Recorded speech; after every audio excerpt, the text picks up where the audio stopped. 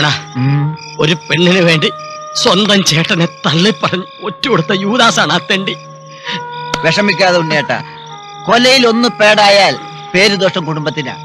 ആ പേട് ദോഷം സഹിച്ചോണ്ടിരിക്കാനടാ ഞാൻ.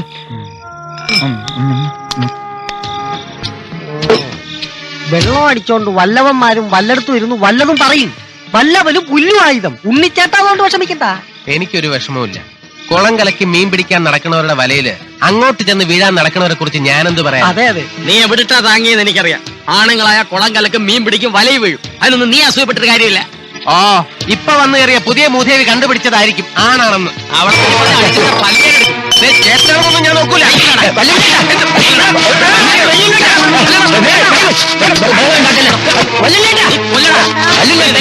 ഞാനല്ലേ പറഞ്ഞ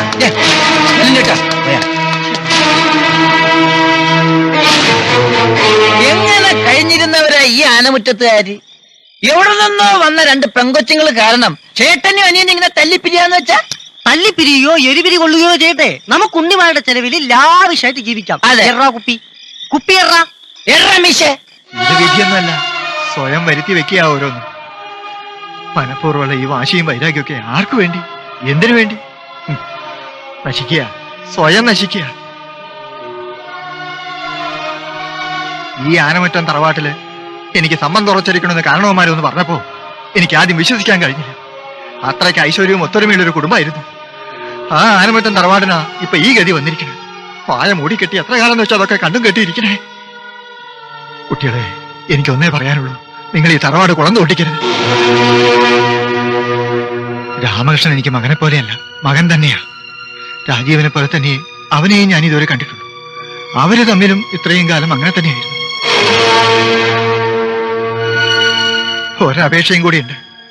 അറിഞ്ഞുകൊണ്ട് നിങ്ങൾ അവരെ കൊലയ്ക്ക് കൊടുക്കരുത്.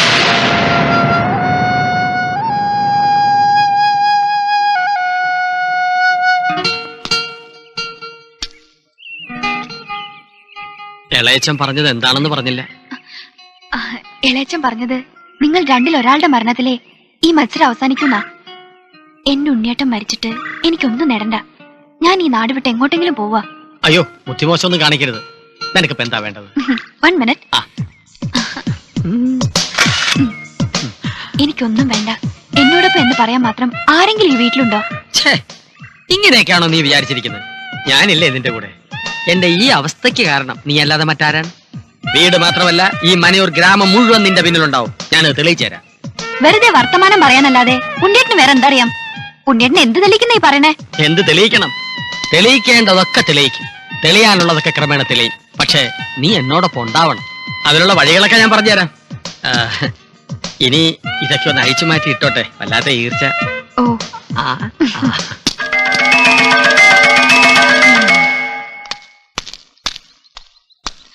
അയ്യോ,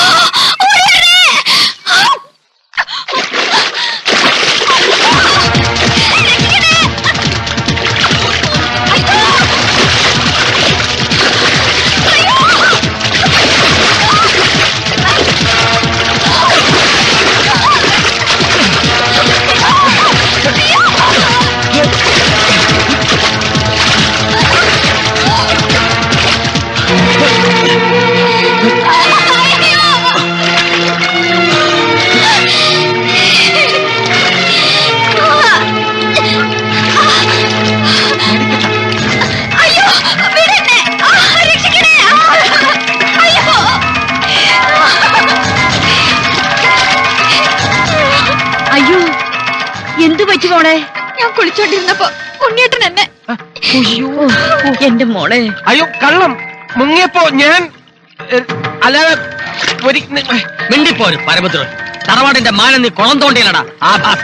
അമ്മ ഇവനെ വിശ്വസിച്ചു.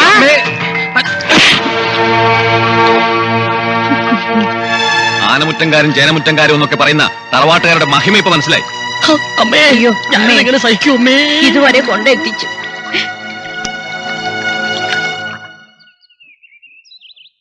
ലക്ഷ്മി,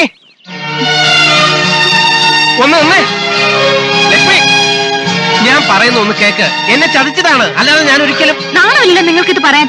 കുളക്കടവിൽ കുളിച്ചോണ്ട് നിൽക്കുന്നവരെ ഒഴിച്ചു നോക്കാനും പിന്നെ എന്നിട്ട് ചതിച്ചു പോലും. ആരാരെ ചതിച്ചോന്ന് എനിക്കറിയാം. എന്റെ ഭഗവതി, ഞാൻ എന്ത് പറഞ്ഞു ഇവിടെ ഒന്ന് മനസ്സിലാക്കും? ഒന്നും പറയണ്ട, ഒന്നും പറയാനുണ്ടാകില്ലെന്ന് എനിക്കറിയാം. ഇനി എന്തെങ്കിലും പറയാനുണ്ടെങ്കിൽ തന്നെ എനിക്കതൊട്ട് കേൾക്കുകയും വേണ്ട. മേലിൽ എന്നോട് മിണ്ടാൻ വരരുത്. നിക്കോ, ഞാനൊന്ന് പറഞ്ഞോട്ടെ. എന്റെ പിന്നാലെ വരണ്ട. ഞാൻ അമ്പലത്തിലേക്കാ പോകുന്നേ, അല്ലാതെ കുളക്കടവിലേക്കല്ല.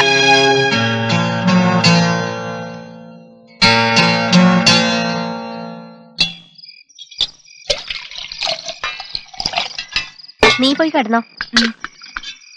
ആ, വടക്ക് പുറത്തെ കഥകിന്റെ കുറ്റിയിടാൻ മറക്കണ്ട. ശരി. അല്ല, ഞാൻ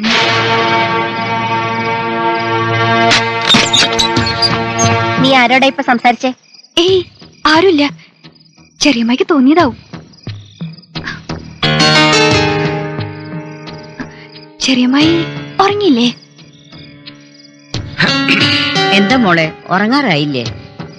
കിടക്കമുറിയേക്ക് നിനക്ക് കാല് നീങ്ങില്ലാന്നുണ്ടോ? ഇവള് ആരോടോ സംസാരിക്കുന്നത് പോലെ തോന്നി. ആരോടോ സംസാരിക്കുന്നത് പോലെ തോന്നിയെന്ന്. ആണോ? അയ്യോ അമ്മേ, എന്നാൽ ഇത് അവൻ തന്നെ. ഇനി സംശയിക്കണ്ട. ആലോചിക്കാതെ വിളിച്ച് ചോദിക്കമ്മേ. ആരാ? നിങ്ങളുടെ പുന്നാര ബോൾ രാജീവരുണ്ണി അല്ലാതാരാ? പ്രായമായ പെൺപിള്ളേരോടുള്ള അവന്റെ പെരുമാറ്റം. നിങ്ങളുടെ ബോത്ത് നോക്കിയാൽ എങ്ങനെ പറയും? ഇപ്പൊ തന്നെ അവൻ ഇങ്ങോട്ട് ഇറങ്ങി വരുന്നില്ല. എന്താ കാരണം? കുറ്റബോധം. അത് തന്നെ ഒരു തെളിവല്ലേ? ഇവൻ എന്റെ അനിയനല്ല, പരമാഭാസൻ, വൃത്തികെട്ടവൻ.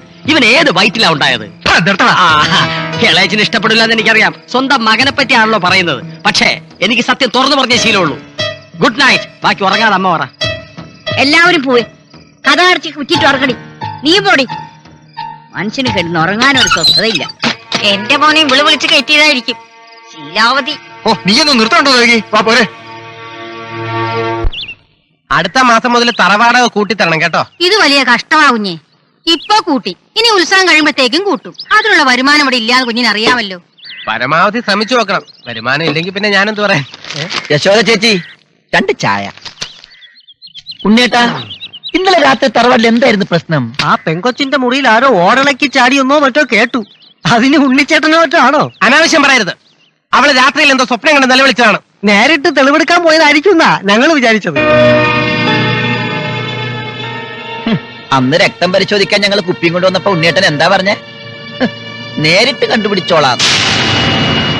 കവലയിൽ നിന്ന് വലിയ ഉണ്ണിച്ചേട്ടൻ ഉറക്ക പ്രസംഗിക്കണ കേട്ടിട്ടാ ഞങ്ങൾ അറിഞ്ഞു. സത്യം പറയാല്ല, അന്ന് ഉണ്ണിയേട്ടൻ കുളത്തിൽ ഇറങ്ങി തെളിവെടുത്തപ്പോ ഞങ്ങൾ അങ്ങനെ കരുതിയത്. കട്ടൻ തറ വരെ മുങ്ങിത്തപ്പിയിട്ട് വല്ലതും കിട്ടിയോ? അതും ഇല്ല. എന്നാലും ആ പെണ്ണ് വിളിച്ചു പോണ വരെ ഉണ്ണിച്ചേട്ടൻ തെളിവെടുക്കേണ്ട ഒരു കാര്യമില്ലായിരുന്നു. അമ്മേ, ഞാൻ കുളിക്കാൻ പോവാ. കേറി പോടി ആത്ത. ഇനി മേലാലി ഒറ്റയ്ക്ക് കുളിക്കാൻ പോകരുത്. നീ കുളിക്കുമ്പോഴായിരിക്കും ആർക്കെങ്കിലും ഒക്കെ തെളിവെടുക്കണമെന്നുള്ള തോന്നല്. ആനമുറ്റത്തെ ആരും അങ്ങനെ ചവിട്ടി തേക്കണ്ട. ഞങ്ങൾക്ക് ഇഷ്ടമുള്ളിടത്ത് ഞാൻ തെളിവെടുക്കും. ആർക്കാ ചോദിക്കാനുള്ളത്?